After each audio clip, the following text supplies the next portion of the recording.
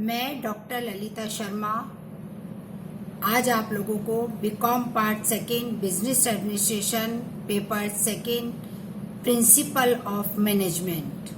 आज का हमारा टॉपिक है प्रबंध की अवधारणा।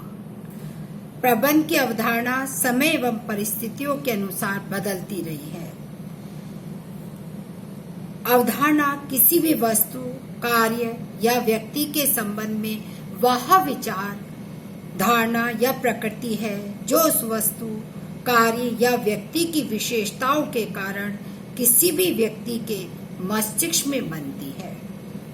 हम में से बहुत से लोग भगवान गणेश जी के मंदिर में जाते हैं। वहां हम गणेश जी की प्रतिमा के दर्शन करते हैं, उनकी स्तुति करते हैं। इसी दौरान हमारे मन मस्तिष्क में गणेश जी की विशेषताओं, आकृति की छाप मन मस्तिष्क में उभरती है, पड़ जाती है। अब यदि हम किसी भक्त से पूछें कि गणेश जी क्या है, या जो दर्शन करता है उससे पूछे कि गणेश जी क्या है, तो कोई कहेगा कि गणेश जी विद्या के प्रदाता है, कोई कहेगा विघ्न विनाशक, रिद्धि सिद्धि के दाता है, या कोई कहे प्रथम पूज्य है। कोई अन्य भक्त उनकी शारीरिक विशेषताओं को देखकर और गहराई से विचार कर उन्हें प्रेरणादायी शक्ति के रूप में भी प्रकट कर सकता है। अर्थात इस बात से यह स्पष्ट होता है कि प्रत्येक मानव के मस्तिष्क में किसी भी वस्तु, कार्य या व्यक्ति के संबंध में कुछ विचार या आकृतियां उभर सकती हैं। ये विचार तथा आकृतियां उनके भौतिक स्वरूप या विशेषताओं के आधार पर बनती हैं। ऐसा विचार या आकृति ही उस वस्तु, कार्य या व्यक्ति की अवधारणा है जो कोई व्यक्ति अपने मन एवं मस्तिष्क में उसकी विशेषताओं तथा स्वरूप के आधार पर बनाता है। अब प्रबंध की अवधारणाएं आती हैं। प्रबंध को विभिन्न व्यक्तियों ने भिन्न भिन्न रूपों, स्थितियों, दृष्टिकोणों से देखा है। फलतः लोगों के मन व मस्तिष्क में प्रबंध के संबंध में भिन्न भिन्न विचार उत्पन्न हुए हैं तथा भिन्न भिन्न निराकार आकृतियां उभरी हैं। ये भिन्न विचार, निराकार आकृतियां ही प्रबंध की विभिन्न अवधारणाएं हैं। प्रबंध की अवधारणाओं को हम दो भागों में बांटते हैं। पहली आती है संज्ञा के रूप में अवधारणा। संज्ञा के रूप में अवधारणा में हमारी फर्स्ट अवधारणा आती है उत्पादन के साधन के रूप में। अर्थशास्त्री ये मानते हैं कि उत्पादन के जैसे अन्य साधन हैं, श्रम, पूंजी, भूमि, साहस आदि की तरह ही प्रबंध भी उत्पादन का एक साधन है। यह वह साधन है जो संस्था के सभी साधनों के कुशलतम उपयोग में महत्वपूर्ण भूमिका निभाता है। उत्पादन का यह साधन अपने प्रयासों से संस्था के सभी साधनों में इस प्रकार समन्वय करता है कि न्यूनतम लागत पर हम अधिकतम सफलता प्राप्त कर सकें। दूसरी विशेषता आती है प्रबंध व्यवसाय के अंग के रूप में। प्रबंध के गुरु पीटर ड्रकर ने प्रबंध को व्यवसाय के एक अंग के रूप में देखा है। उनका मानना है कि एक बहुउद्देशीय अंग है जो व्यवसाय का प्रबंध करता है, प्रबंधकों का प्रबंध करता है तथा कर्मचारियों एवं उनके कार्यों का प्रबंध करता है। इस अंग के बिना न तो व्यवसाय होगा, ना ही कोई औद्योगिक समाज होगा। तीसरी अवधारणा आती है प्रबंध लोगों के दल या समूह के रूप में। समाज विज्ञानी प्रबंध शब्द का अर्थ समूह संज्ञा से लगाते हैं। व्यक्तियों के ऐसे समूह से है जो प्रबंध के कार्यों के निष्पादन में लगे हुए हैं। ऐसे लोग संगठन के एवं संस्था में संचालक, निदेशक, कार्यकारी अधिकारी के रूप में कार्य करते हैं। चौथी विशेषता आती है प्रबंध विशिष्ट लोगों के समूह के रूप में।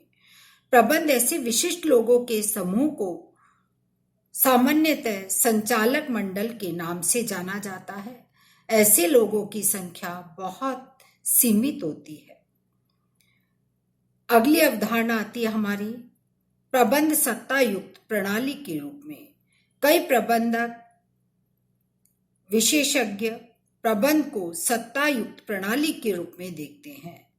हर्बिन्सन तथा मायर्स के अनुसार प्रबंध नियम बनाने तथा नियमों को पालन कराने वाली संस्था है जो अधीनस्थों एवं अधिकारियों के संबंध के धागों से बंधी होती है। अगली अवधारणा आती है प्रबंध एक विषय या ज्ञान की शाखा या विधा के रूप में।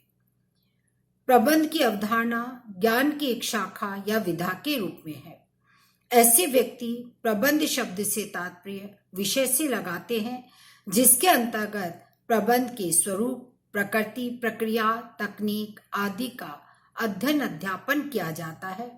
इसके विकास के लिए प्रबंध के सिद्धांतों एवं व्यवहार पर शोध किया जाता है। सातवीं अवधारणा आती है प्रबंध जीवन वृत्ति या पेशे के रूप में। कुछ लोग जीवन वृत्ति या पेशे के एक साधन के रूप में भी मानते हैं। ऐसी अवधारणा मानने वाले लोगों का मानना है कि प्रबंध वह कार्य या धंधा है जिसमें लोग दूसरों से कार्य करवाने की जिम्मेदारी उठाते हैं। अर्थात प्रबंध जीवन वृत्ति का वह साधन है जिसे अपनाने वाले दूसरों से कार्य करवाने के उत्तरदायित्व को उठाने का कार्य करते हैं। अब हमारी आती है क्रिया या कार्य के आधार पर अवधारणा। प्रबंध की अवधारणा क्रिया के रूप में की जा रही है। इस प्रकार की अवधारणा करने वाले प्रबंध को एक विशिष्ट कार्य मानते हैं। एक विशिष्ट कार्य के रूप में प्रबंध की अवधारणा प्रबंध के जन्म से ही प्रचलित है, किंतु दुर्भाग्य यह है कि इस कार्य की अवधारणा आज तक भी एक समान नहीं हो पाई है। प्रबंध कार्य की अवधारणा का अध्ययन करते समय अनायास एक कहानी याद आती है मुझे, जिसमें कुछ अंधे व्यक्तियों ने एक हाथी को पकड़ लिया, जिसके हाथ में उसका जो अंग आया उसी के अनुरूप हाथी की अवधारणा करने लगे। जिसके हाथ में हाथी की जांग एवं टांगों को पकड़ा, उसने कहा हाथी खंबे जैसा है, तो पूंछ पकड़ने वाले ने रस्सी जैसा, सूंड पकड़ने वाले ने सांप जैसा, कान पकड़ने वाले ने हाथी को छाछ या सूप जैसा, दांत पकड़ने वाले ने हाथी को भाले जैसा कहा। जिसका हाथ हाथी के पेट पर पड़ा उसने उसे पखावज या मशक की संज्ञा दी। ठीक उसी तरह से प्रबंध शास्त्रियों ने प्रबंध कार्य को जैसा अनुभव किया और समझा उसी के अनुरूप में उसकी अवधारणा कर ली। कार्य के या क्रिया के आधार पर पहली अवधारणा आती है वैज्ञानिक प्रबंध की अवधारणा।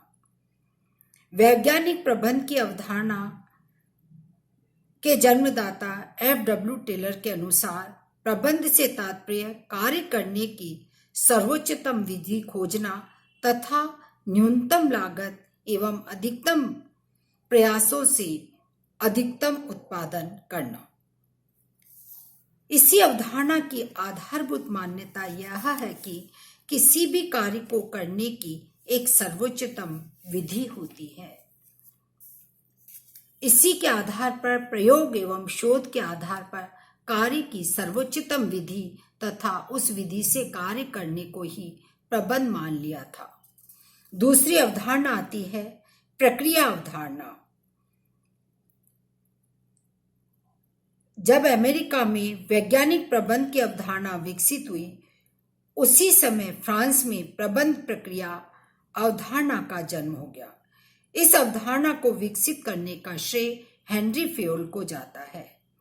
इस अवधारणा के अनुसार प्रत्येक प्रबंधक को नियोजन, संगठन, निर्देशन, नियंत्रण आदि कार्यों की प्रक्रिया को पूरा करना पड़ता है। अगली अवधारणा आती है मानव प्रधान अवधारणा। मानव प्रधान अवधारणा इस मान्यता पर आधारित है कि प्रबंध दूसरों से कार्य करवाने की कला तथा विज्ञान है। अर्थात अवधारणा के समर्थक ये मानते हैं कि मानव का विकास करके ही संस्था के कार्यों को भली प्रकार पूरी करवाया जा सकता है। इसके बाद में अगली अवधारणा आती है सहकारी सामाजिक प्रणाली अवधारणा। प्रबंध शास्त्री ऐसे भी हुए हैं जिनका ये विश्वास था कि प्रबंध कार्य में सफलता तभी प्राप्त की जा सकती है जबकि संपूर्ण संगठन या संस्था को सहकारी सामाजिक प्रणाली के रूप में समझा जाए। अर्थात संगठन की सफलता इससे जुड़े हुए व्यक्तियों के आपसी व्यक्तिगत एवं सामूहिक संबंधों पर निर्भर करती है। अगली अवधारणा आती है निर्णयन अवधारणा। कुछ विद्वानों ने प्रबंध में निर्णयन कार्य को अधिक महत्व दिया है। उनका कहना है कि प्रबंध निर्णयन प्रक्रिया है, जैसा कि जॉर्ज आर टेरी एवं मूरी ने भी ऐसा ही कहा है। अगली आती है नेतृत्व अवधारणा। ऐसी अवधारणा रखने वाले प्रबंध आशय नेतृत्व प्रदान करने से ही लगाते हैं।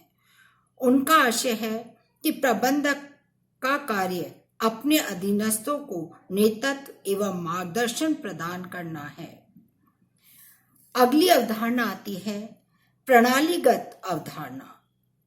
कुछ विद्वानों ने प्रबंध कार्यों की सफलता के लिए प्रबंध की प्रणालीगत अवधारणा को अपनाने का सुझाव दिया है। इस अवधारणा के समर्थक यह कहते हैं कि संपूर्ण संस्था अपने वातावरण की एक खुली प्रणाली है। इस संस्था रूपी प्रणाली का अपना बाह्य एवं आंतरिक वातावरण होता है और इन दोनों वातावरणों में अनेक प्रणालियां एवं उप प्रणालियां होती हैं जो परस्पर एक दूसरे पर निर्भर होती हैं। अगली अवधारणा आती है सायोगिक अवधारणा। प्रबंध की अवधारणा ऐसे कार्यों के रूप में करते हैं जिसे किन्हीं पूर्व निर्धारित विधि या सिद्धांतों से पूरा नहीं किया जा सकता। ऐसे विद्वान यह मानते हैं कि प्रबंध कार्य की सफलता में परिस्थितियों का बहुत बड़ा हाथ होता है। उनके अनुसार प्रबंध सायोगिक एवं परिस्थिति जन्य है। अतः प्रबंध तभी सफल हो सकता है जबकि परिस्थितियों या घटनाओं के अनुरूप प्रबंधक अपना कार्य करे। नेक्स्ट एवं लास्ट विशेषता आती है सर्वग्राही या व्यापक अवधारणा। इस विचार के विद्वानों का मानना है कि प्रबंध वह प्रक्रिया है जिससे ऐसे वातावरण का निर्माण किया जाता है तथा उसे बनाए रखा जाता है जिसमें लोग साथ मिलकर पूर्व निर्धारित लक्ष्यों को दक्षता पूर्वक प्राप्त कर सके। ऐसी अवधारणा करने वालों में कुंज तथा प्रोफेसर टेरी का नाम उल्लेखनीय है।